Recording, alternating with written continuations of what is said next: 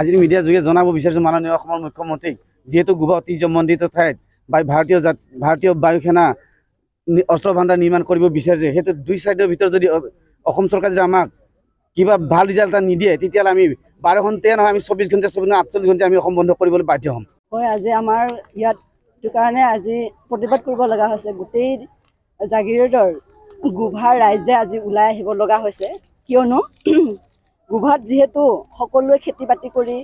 মানুহবিলাকে খায় ধৰ আমাৰ ট্ৰাইবেলবিলাকে খেতি বাতি কৰিয়ে জীৱন নিৰ্বাহ কৰি আছে যেহেতু তাতে গুভা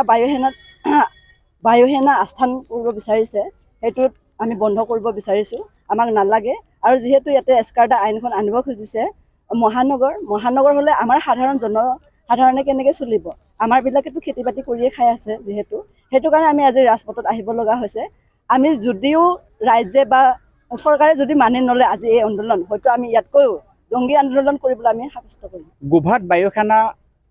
আস্থান নিৰ্মাণৰ যি সিদ্ধান্ত লৈছে যি পৰিকল্পনা কৰিছে অসম চৰকাৰে তাক যদি বাতিল নকৰে প্ৰত্যাহাৰ নকৰে তেনেহ'লে আমি আজি যি ধৰণে প্ৰতিবাদ সাব্যস্ত কৰি ইয়াতকৈ জংগী গণতান্ত্ৰিক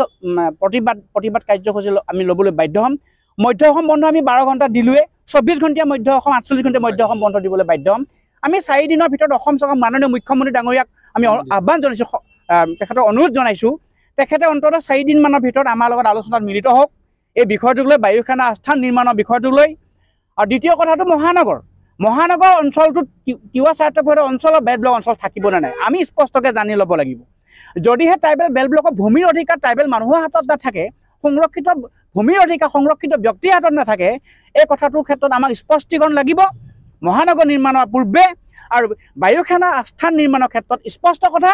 আমি আমাৰ ঐতিহ্য ধ্বংস হোৱাকৈ আমি কি কয় গুভাৰ যিটো খণ্ডৰ অঞ্চল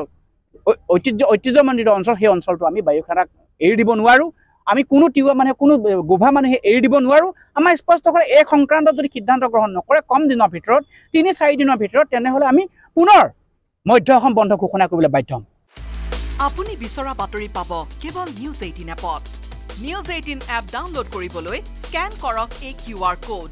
গুগল প্লে ষ্টৰতো পাব এই নিউজ 18 এপ।